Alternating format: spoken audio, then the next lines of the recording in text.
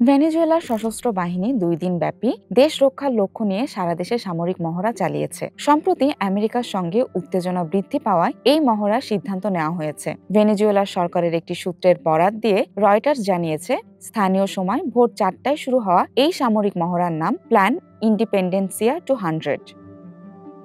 ভেনেজুয়েলার president Nicolas Maduro অভিযোগ করেছেন ডোনাল্ড ট্রাম্প তার সরকার উৎখাতের চেষ্টা করছেন। যদিও ভেনেজুয়েলার বিরোধীদের সঙ্গে ট্রাম্প প্রশাসনের ঘনিষ্ঠ যোগাযোগের খবর প্রকাশিত হয়েছে, তবে প্রেসিডেন্ট ট্রাম্প এই অভিযোগকে গুরুত্ব দেননি। সাম্রাজ্যবাদী অগ্রাসন ও বিশ্বের একমাত্র প্রভু বা পুলিশ হিসেবে থাকতে চাওয়া আমেরিকার মোরালগিরির বিরুদ্ধে এখন সারা বিশ্ব ঐক্যবদ্ধ অবস্থান নিয়েছে। আর আমরা ভেনেজুয়েলার স্বাধীনতা, মুক্তি ও জনগণের পূর্ণ সার্বভৌমত্বের পথে অটল রয়েছি। আমরা আমাদের মাতৃভূমি রক্ষা করার জন্য প্রস্তুত।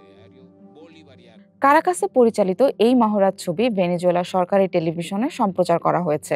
আমেরিকার প্রতিরক্ষা মন্ত্রী পিট হেগসেথ জানিয়েছেন, তারা সেপ্টেম্বরের পর থেকে ভেনেজুয়েলার উপকূলে এবং সম্প্রতি প্রশান্ত মহাসাগরের পূর্বাঞ্চলে ১২টিরও বেশি নৌযানকে আঘাত করেছে। এতে ৭০ জনের বেশি মানুষ নিহত হয়েছেন।